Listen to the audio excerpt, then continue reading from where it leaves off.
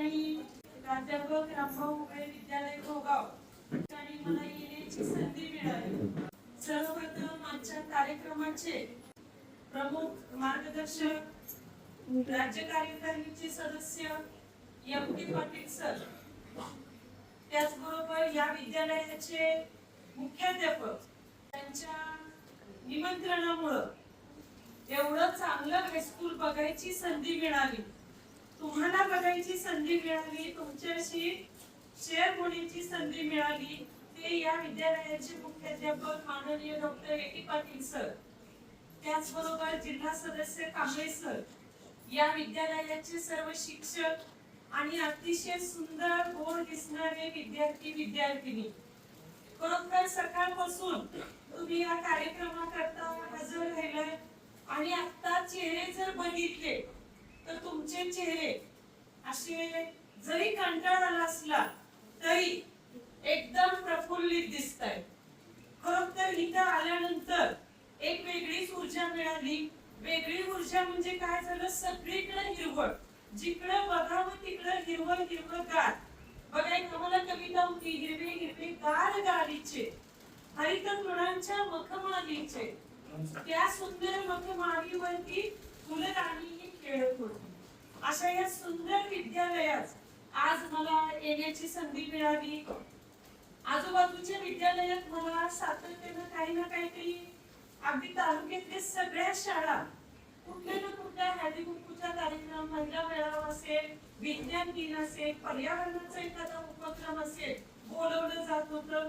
तुमच्या जुन्या शाळेत दोनदा बोलवले सर आणि मी एकाच वेळेला काय होणार आहे, एकाच दिवशी रिटायर होणार आहे।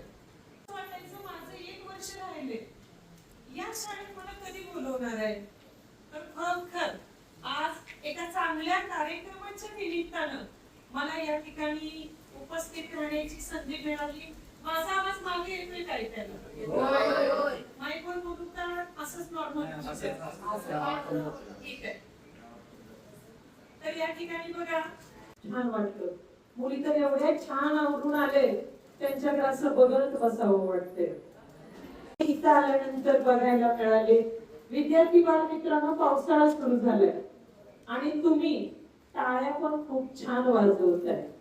थोडस पाऊस टाळी अनुभवूया ना, अनुभवायची का? मला तुमच्या टाळ्या खूप आवडल्या, मगाशी ज्या टाळ्या वाजवल्या त्या नेमक्या कशाच्या होत्या कळाल्या नाही। कार्यक्रम बंद करायच्या त्या चालू करायच्या होत्या, त्या बघूया आता। थोडीशी पाऊस टाळी अनुभवूया, म्हणजे तुमचाही कंटाळा जाईल। मी तुम्हाला अजिबात बोर करणार नाही। सगळ्यांनी हात अशी करा, झाले? आता डावा हात असा घ्या आणि उजव्या हाताचे हे बोट घ्या। डावा हात असा, उजव्या हाताचे हे बोट, उजव्या हाताच्या बोटानं डाव्या हातावरती अशी टाळी वाजवायची।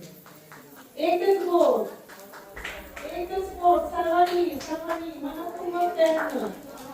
दुसरी बोट घ्या, तिसरी बोट घ्या, चौथी बोट घ्या, पाचवी बोट घ्या, तीन बोट घ्या, तीन बोट घ्या, दोन बोट घ्या, एक बोट घ्या। गेला कंटाळा। शाळेचे उपक्रम अतिशय सुंदर असतात।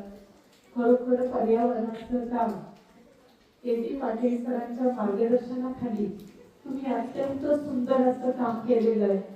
मला सकाळीच बोलवलं होतं, पण शाळेमध्ये आमच्या, तुमच्या जवळ दुरोडी गाव आहे, शाळेमध्ये आमच्या वाढीचा कार्यक्रम होता, वृक्षारोपणाचा कार्यक्रम होता आणि संचालित असल्यामुळं मला पण सकाळी शाळेत लवकर जावं लागलं। तिथला कार्यक्रम झाल्यानंतर परत इकडे आले तर येतानाच पाऊस लागला आणि तो पाऊस फक्त दुरोडी करता होता। तसं हे घोगाव अगदी प्रसिद्ध आहे बघा, म्हणजे इथून सागरेश्वर अभयारण्य आहे, जवळ आहे सगळं, आणि तुम्ही सगळे छान विद्यार्थी, इथून रेल्वे रोड जातो त्यामुळे सगळं छान आहे बघा। तुमचे उपक्रम, तुमचे सगळे पर्यावरणाचे उपक्रम गेली अनेक वर्ष या ठिकाणी चालू आहेत आणि हे उपक्रम आम्ही ऐकिवात असतो।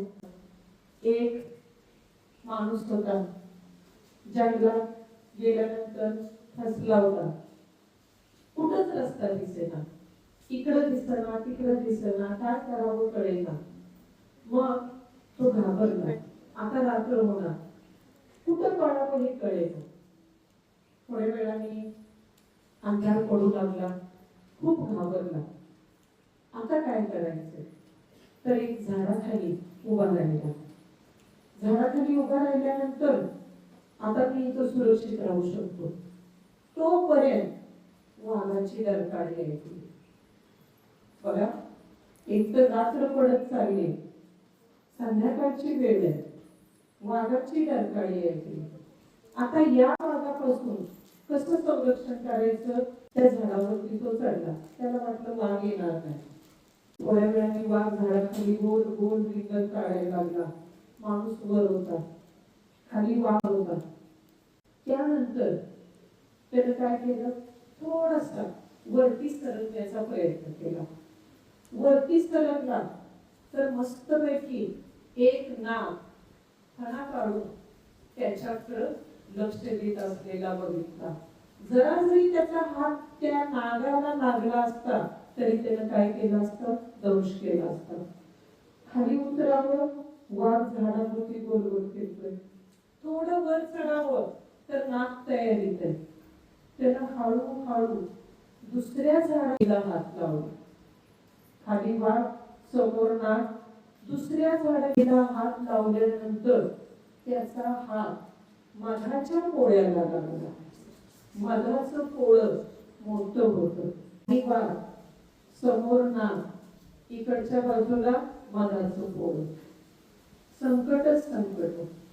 पण त्यातला पण पोळ्याला हात लावल्यानंतर मध त्याच्या हातावर पडला.